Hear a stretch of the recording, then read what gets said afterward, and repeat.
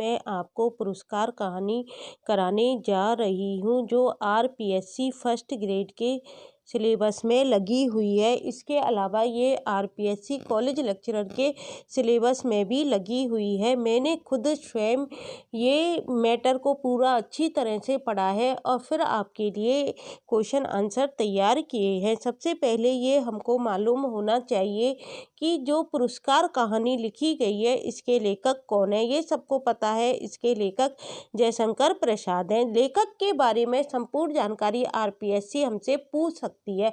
लेखक के बारे में जो जानकारी आती है वो साहित्य इतिहास के अंतर्गत उसके क्वेश्चंस बनते हैं। तो जयशंकर प्रसाद का जन्म कब हुआ था? संवत 1946 में हुआ था। और कहाँ पर हुआ था? सन 1889 को और काशी में हुआ था। जो जयशंकर प्रसाद थे उनका जन्म यदि संवत में पूछा जाएगा तो 1946 आएगा और सन में पूछा जाएगा तो 1889 को काशी में हुआ था। जयशंकर प्रसाद के महत्वपूर्ण काव्य पूछे जाते हैं तो कामायनी है जिससे इनको प्रसिद्धि मिली थी। आंसू, झरना, लहर, प्रेम पथिक, कानन कुसुम इनके क्या है? मुख्य काव्य हैं। इनके नाटक कौन कौन से हैं? चंद्रगुप्त है मुख्य रूप से, स्कंदगुप्त है और अजात शत्रु माने जाते हैं। इनके उपन्यास 3 है, अच्छी तरह से याद कर लेना, कंकाल, तितली और इरावती। और कहानी संग्रह इनके 5 हैं, आंधी, प्रतिध्वनि, आकाशदीप, छाया और इंद्रजाल। इसको क्रम से लगवा सकते हैं तो इनको आपको क्रम से याद करना होगा। कितने कहानी संग्रह है? 5 है इनके, आंधी है, प्रतिध्वनि है, आकाशदीप है, छाया है और इंद्रजाल है। पुरस्कार कहानी में कितने परिच्छेद हैं? पुरस्कार कहानी में 5 परिच्छेद है। यह जयशंकर प्रसाद के कौन से कहानी संग्रह में है? यह है चौथे कहानी संग्रह में है जो किस नाम से है? आंधी। इनका चौथा कहानी संग्रह कौन सा है? आंधी है। उस कहानी संग्रह में ये कहानी लगी हुई है और इसका प्रकाशन वर्ष पूछा जा सकता है जो कब है? 1936 ईस्वी है। अब मैंने जो क्वेश्चन बनाए हैं आपके लिए वो अब हम करने जा रहे हैं। पहला क्वेश्चन क्या पूछा जा सकता है? पुरस्कार कहानी की शुरुआत कौन से नक्षत्र से होती है? शुरुआत में ही आपको नक्षत्र बताया गया है, आद्रा नक्षत्र है वो, तो नक्षत्र का नाम पूछा जा सकता है। तो कौन से नक्षत्र से होती है? आद्रा नक्षत्र से होती है। क्वेश्चन नंबर 2 है, पुरस्कार कहानी के अनुसार प्राची के एक निरभ्र कोने से झांकने लगा था। प्राची के एक निरभ्र कोने से क्या झांकने लगा था? तो क्या झांकने लगा था? स्वर्ण पुरुष झांक रहा था, स्वर्ण सूर्य झांक रहा था, कौन झांक रहा था? तो वो स्वर्ण पुरुष झांक रहा था। क्वेश्चन नंबर 3 है, पुरस्कार कहानी के अनुसार हल की मूठ कैसी थी? जो राजा के पास हल था जिससे राजा क्या करता था? खेत को जोतने का काम करता था। एक दिन के लिए राजा को कृषक बनना पड़ता था। तो उस हल की मूठ कैसी थी? सोने की थी, चांदी की थी, किसकी थी? तो वो थी स्वर्ण रंजित। कैसी थी वो? स्वर्ण रंजित थी। क्वेश्चन नंबर 4 है, किशोरी कुमारियों ने वर्षा की। ये वर्षा है, किशोरी कुमारियां थी वहां पर, उन्होंने किसकी वर्षा की थी? पूछा जा सकता है खीलों और फूलों की थी, फलों की थी, या उन्होंने स्वर्ण मुद्राएं उछाली थी। किशोरी कुमारियों ने क्या उछाला था? किसकी वर्षा की थी? तो खीलों और फूलों की वर्षा की थी। कौशल का कौन सा उत्सव प्रसिद्ध है? अगला क्वेश्चन पूछा जा सकता है कि कौशल का कौन सा उत्सव प्रसिद्ध है? एक दिन के लिए महाराज को क्या बनना पड़ता था? कृषक बनना पड़ता था और वो ही कौशल का उत्सव प्रसिद्ध है। और उस दिन किसकी पूजा करते थे? उस दिन इंद्र की पूजा की जाती थी। कौशल के अगला क्वेश्चन है, कौशल के उत्सव के दिन किस देवता के पूजन की धूमधाम होती थी? राजा किस देवता के पूजन की धूमधाम होती थी उस उत्सव के दौरान? तो कौन सा देवता था? इंद्र था, वरुण था या विष्णु था? कौन सा देवता था? तो वो इंद्र देवता थे। अरुण कहाँ का राजकुमार था? क्योंकि उस उत्सव में कौन आया था? अरुण भी आया हुआ था और अरुण यह दृश्य देख रहा था। तो अरुण कहाँ का राजकुमार था? तो अरुण मगध का राजकुमार था। कहाँ का राजकुमार था? मगध का था। कौशल का ही था। कहाँ का था? तो मगध का था। क्वेश्चन नंबर 8 है, अरुण को कृषक कुमारी मधुलिका का सौंदर्य कैसा दिखाई दिया? अरुण ने जब कृषक कुमारी मधुलिका को देखा तो उसको उसका सौंदर्य कैसा दिखाई दिया? तो उसको क्या दिखाई दिया? आहा, कितना बोला सौंदर्य कितनी सरल चितवन। अरुण क्या कहता है, आहा कितना भोला सौंदर्य, कितनी सरल चितवन। अगला क्वेश्चन है, मधुलिका अपने पितृ पितामहों की भूमि को बेचना क्या मानती थी। मधुलिका थी जो वो अपने पितृ पितामहों की भूमि को बेचने के लिए तैयार नहीं थी, लेकिन उधर का क्या था, नियम था कौशल का कि राजा को जो भी भूमि पसंद आ जाती थी वो उसको ले लेता था और एक दिन के लिए कृषक बनता था और उस भूमि को जिसका कि वो भूमि जिसकी है उसको उसकी देखभाल करनी पड़ती थी और राजा उसका कितना मूल्य देता था, चौगुना मूल्य देता था, स्वर्ण मुद्राएं देता था। तो मधुलिका थी, उसको अपने पितृ पितामहों की भूमि को बेचना क्या मानती थी, वो उसको बेचना क्या मानती थी, अपराध मानती थी। अबोध क्या बक रही है, यह किसने कहा। जब राजा ने क्या हुआ, स्वर्ण मुद्राएं किसको दी, मधुलिका को दी। किसके बदले दी, उसकी भूमि के बदले दी। तो मधुलिका ने क्या किया, उन स्वर्ण मुद्राओं को राजा के ऊपर ही न्यौछावर कर दिया। ऐसा करते देखकर वृद्ध मंत्री बोले, अबोध बालिका यह तुम क्या बक रही हो। अबोध क्या बक रही है, यह किसने कहा, यह वृद्ध मंत्री ने कहा। थोड़ी टाइपिंग मिस्टेक हो गई है।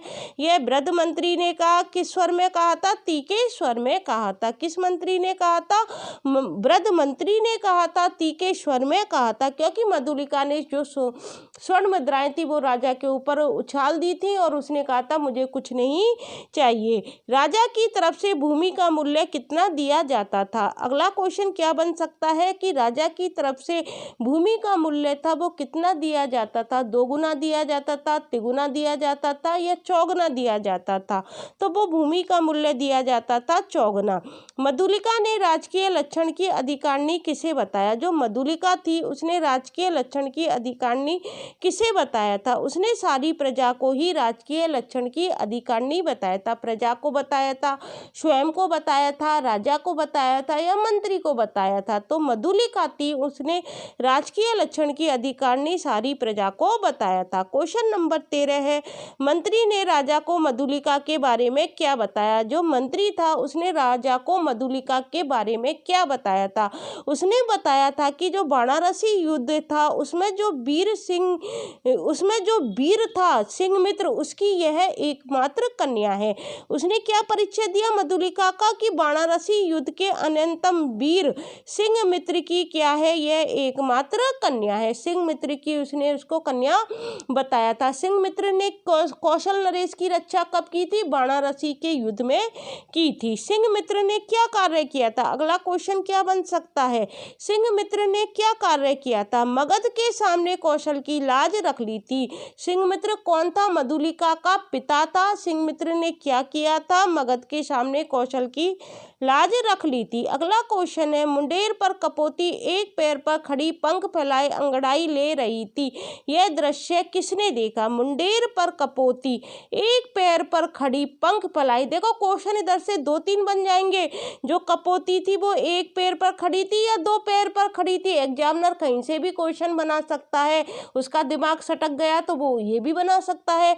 तो कपोती एक पैर पे खड़ी थी या 2 पैर पे, तो वो एक पैर पर खड़ी थी और पंख फैला रखे थे या सिकोड़ रखे थे, तो पंख फैलाए हुए थे। अंगड़ाई ले रही थी या सो रही थी, तो वो अंगड़ाई ले रही थी। 3 क्वेश्चन बना दिए मैंने।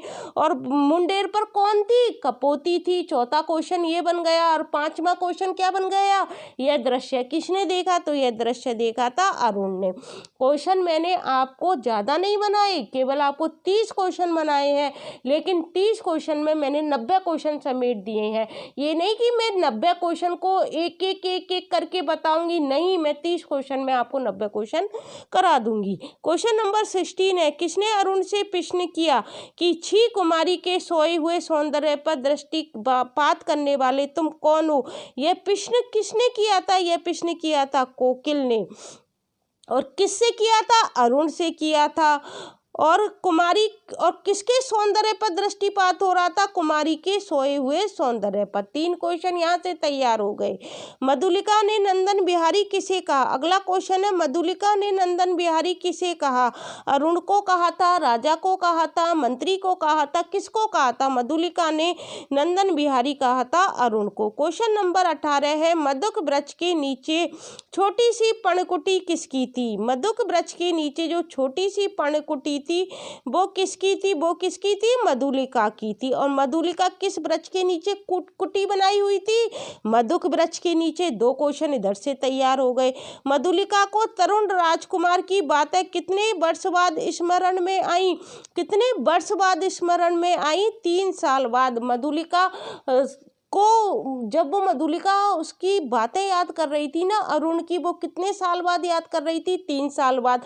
जैसे ही वो याद कर रही थी उसी समय कौन आ जाता है? अरुण आ जाता है।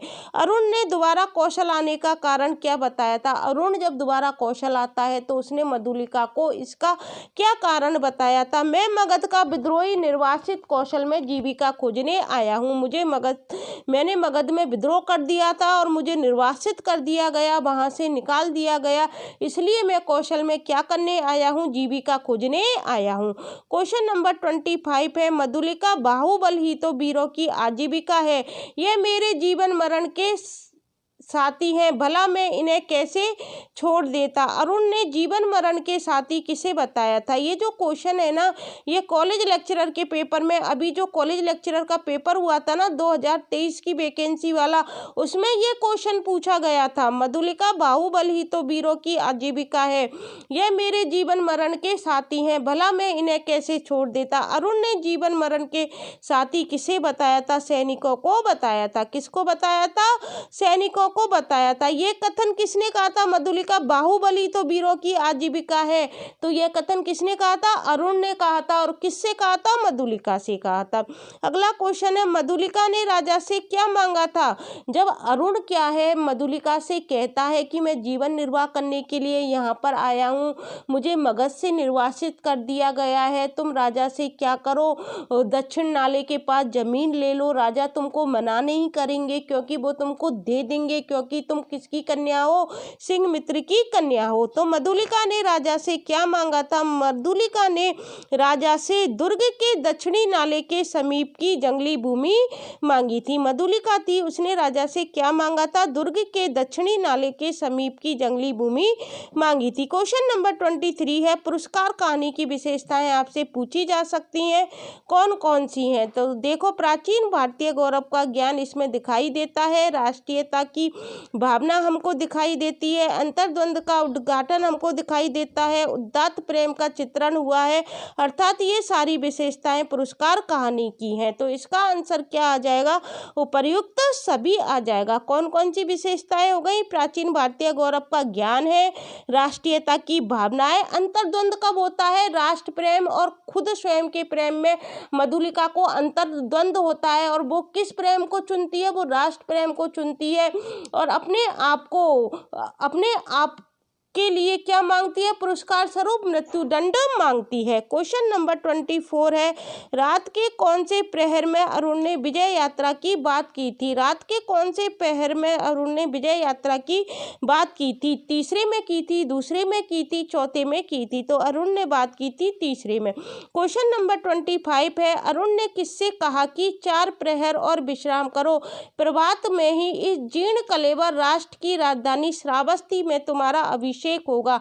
इस बात को कौन कहता है? अरुण किससे कहता है? अरुण मधुलिका से कहता है। मधुलिका से क्या कहता है? कि 4 प्रहर और तुम विश्राम करो, प्रभात में इस जीर्ण कलेवर राष्ट्र की राजधानी क्या बताई गई है? श्रावस्ती बताई गई है, वहां पर तुम्हारा अभिषेक होगा। इस बात को वह मधुलिका से कहता है। क्वेश्चन नंबर 26 है, सेनापति ने कितने सैनिकों को नाले की ओर धीरे धीरे बढ़ने की आज्ञा दी? जब मधुलिका जाती है और सेनापति को बताती है कि इस किले पर आक्रमण होने वाला है, तो सेनापति के साथ कितने सैनिक थे? 100 सैनिक थे। तो सेनापति ने 80 सैनिकों को क्या करा? नाले की ओर धीरे धीरे बढ़ने की आज्ञा दी थी, और स्वयं 20 अश्वारोहियों के साथ दुर्ग की ओर बढ़े थे। सेनापति ने कितने सैनिकों को आज्ञा दी? 80 सैनिकों को तो आज्ञा दी, और स्वयं के साथ कितने सैनिक थे? 20 सैनिक लेकर दुर्ग की ओर बढ़े थे। दुर्ग के अंदर कितने सैनिक थे? वो जो दुर्ग था, श्रावस्ती दुर्ग जिसमें आक्रमण होने वाला था, उस दुर्ग में उस समय कितने सैनिक थे? 200 सैनिक थे। श्रावस्ती दुर्ग का प्रहरी कौन था? पूछा जा सकता है। कौन था? अग्निसेन था।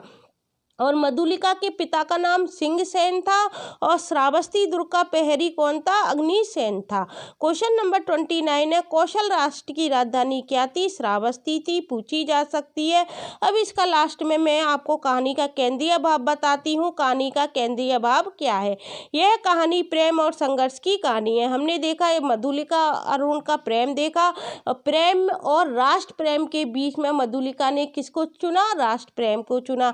तो यह कहानी प्रेम और संघर्ष की कहानी है। इस कहानी की नायिका कौन है? मधुलिका।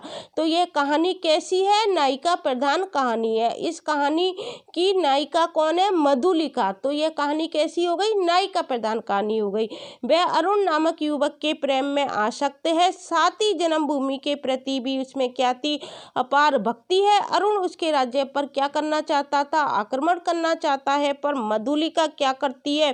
कर्तव्य की बलि वेदी पर अपने प्रेम का क्या कर देती है? बलिदान कर देती है। वह क्या मांग लेती है? राजा से प्राण दंड मांगती है, पुरस्कार स्वरूप मांगती है लास्ट में, और अरुण के साथ ही मरने के लिए तैयार हो जाती है। तथा आक्रमण के पूर्व कौशल नरेश को क्या कर देती है? खबर देकर अपनी मातृभूमि की रक्षा करती है। वह पुरस्कार के रूप में मृत्युदंड मांगती है।